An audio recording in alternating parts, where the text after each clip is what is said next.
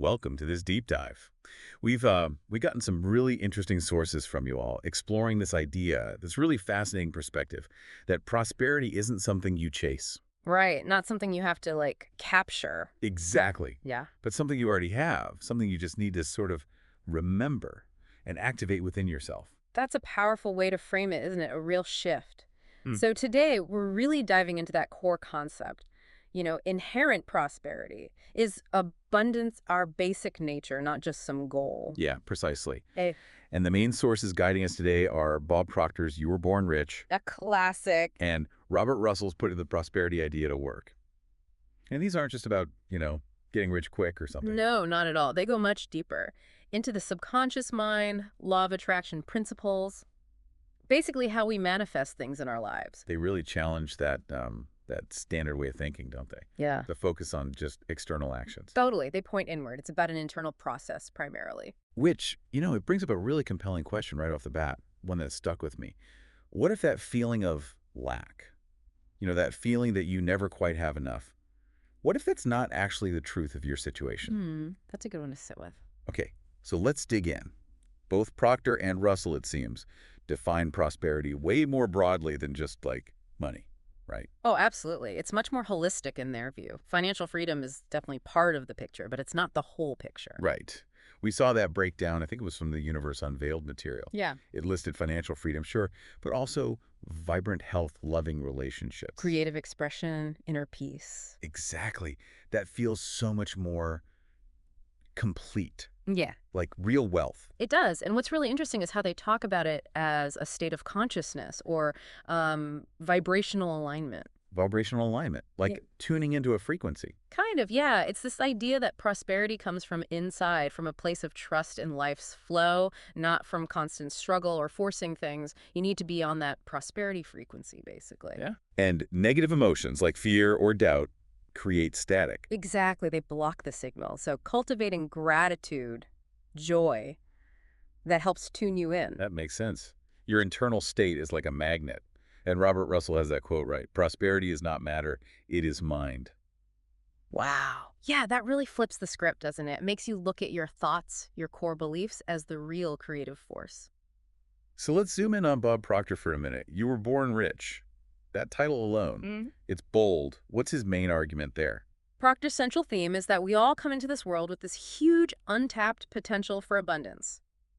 Wealth, specifically financial wealth, he argues, is basically a result. It's a reward for the service you provide. And he gets pretty specific about how that reward is calculated, doesn't he? Something about the need for what you do, how good you are at it. And how hard you are to replace exactly. He suggests your income is directly tied to those three things.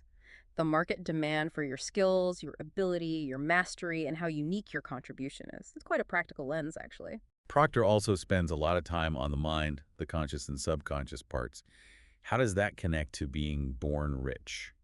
Well, his model really emphasizes the power of the subconscious. That's where our deep-seated beliefs and habits live, right? Often formed when we were young. So you might consciously want wealth. Right. You set goals, you work hard. But if your subconscious is running an old program like I'm not worthy or money is scarce, then, well, you're fighting yourself. It's like hitting the gas and the brake at the same time. Perfect analogy. Yeah. Yeah. Proctor says lots of people are stuck there, thinking poor while trying to get rich. Their focus stays on lack, which just reinforces those subconscious lack programs. So reprogramming the subconscious is essential. Absolutely crucial, according to Proctor. You have to consciously overwrite those limiting beliefs with ones that support abundance. Okay, that leads us nicely into Robert Russell, putting the prosperity idea to work. He talks about spiritual causation. That sounds fundamental. It really is.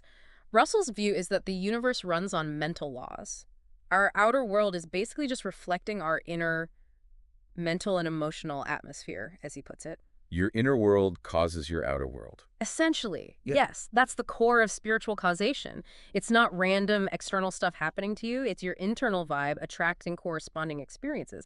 He sees spirit, or this universal intelligence, as the actual source of all wealth. He has that amazing quote, "The universe is a storehouse of riches, and you are an heir to that kingdom." That paints such a powerful picture. It really does. And his method for tapping into this while spiritual is actually pretty practical. It involves getting really clear on what you desire, Okay. then accepting it mentally as if it's already done, feeling grateful for it now in advance. Feeling it now. Yeah, that's key. And then taking action, but action that feels aligned, guided by faith, by intuition, not forced struggle. So it's not just wishing, it's embodying the feeling and then taking inspired steps. Exactly. He believed that if your thinking aligns with this divine truth of abundance, prosperity just happens. It's inevitable. Not something you chase, but something that flows naturally from that alignment. Now, it's striking how both Proctor and Russell, and others mentioned like Neville Goddard, Joseph Murphy, they all really zero in on the subconscious mind. It sounds like that's the control room. It absolutely is. They all saw the subconscious as the powerhouse, the place where our core beliefs live. And those beliefs literally create the blueprint for our reality. So you believe things like, I never have enough, or rich people are greedy, or something. Or wealth isn't for people like me. Right. Those beliefs act like filters, blocking abundance, even if you consciously say you want it. They sabotage your efforts. It's kind of scary how many of those limiting beliefs we might be carrying around without even realizing it. Money is the root of all evil, or it's hard to make money. Totally. But the good news is, because they were learned, they can be unlearned and replaced. That's where the tools come in: affirmations, visualization. Scripting, Yeah. emotional imprinting.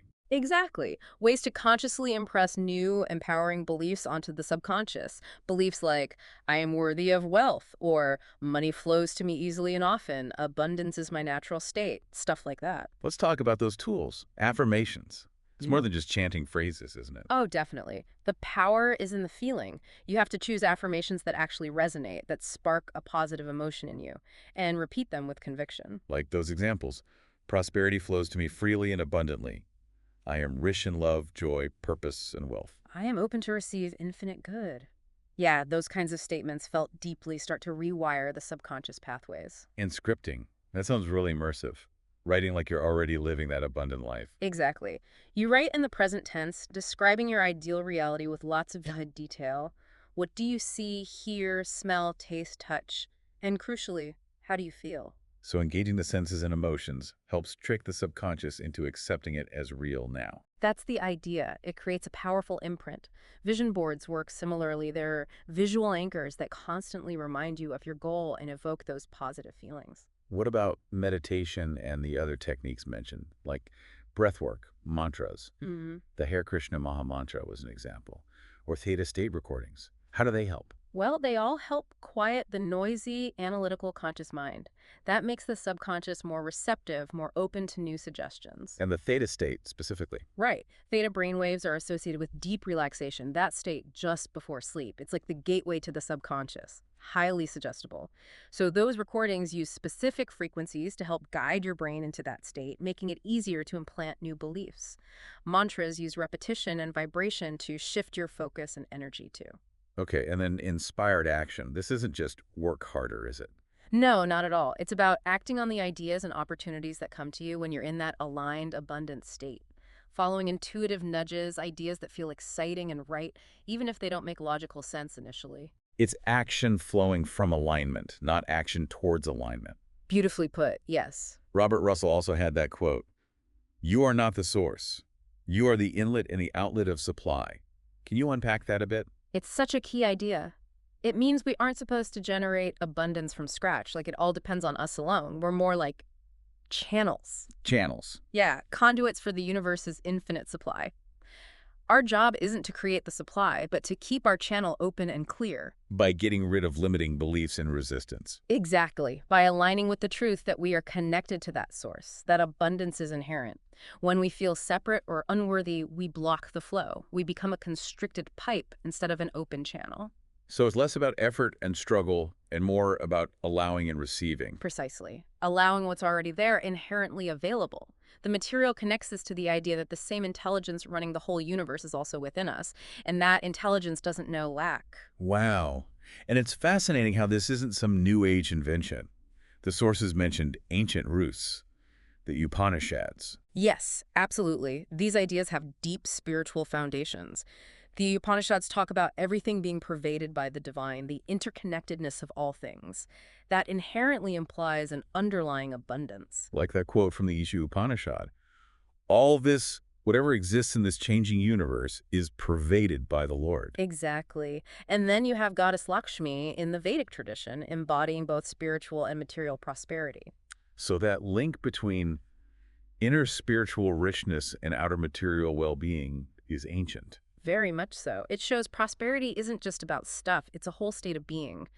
The New Thought movement also really emphasized this wealth as a natural result of aligning with divine mind, understanding our inherent connection to universal abundance. Okay, so for listeners who want to go deeper, the material gave some great pointers. You Were Born Rich, Bob Proctor's book, Yeah. maybe even a free PDF out there. Worth looking for, yeah. And Robert Russell's Putting the Prosperity Idea to Work. Both are really foundational if this perspective resonates. Proctor gives that practical mind power framework. And Russell really explores the deeper spiritual principles involved. They complement each other well. There was also that Shop My Manifestation Essentials link on Amazon for things like candles, japa malas, more books. Yeah, tools that can help support the practices. Focus intention, create a dedicated space, things like that. They're aids, not magic bullets, but they can help. And the Universe Unveiled website was mentioned too, for more sacred writings, Vedic stuff, manifestation content, plus subscribing for ongoing content. Right, seems like a good hub for continued exploration if people are serious about, consciously creating their reality based on these principles. So, wrapping up this deep dive, Yeah. the big takeaway really seems to be this shift in thinking. Prosperity isn't out there to be grabbed. Right, it's in here. It's your birthright, already part of you. The journey is about remembering that and then consciously aligning everything, thoughts, beliefs, feelings with that fundamental truth of your own inherent abundance. Exactly. It's moving from chasing it externally to activating it internally. Understanding the power of your mind, especially the subconscious, and making deliberate choices about the beliefs you want to live by. Which leaves us with a final thought, maybe something for everyone listening to really chew on. Just take a moment, maybe later today, and really look at your current thoughts and beliefs about prosperity, about money, about abundance. Are they opening the door, or are they maybe acting like a restriction, kind of pinching off that natural flow in your life? That's a powerful inquiry. Because when you turn inward like that, when you become aware of your internal landscape, that's where the unlocking happens. That's where you can start to genuinely remember that you were, in fact, born rich.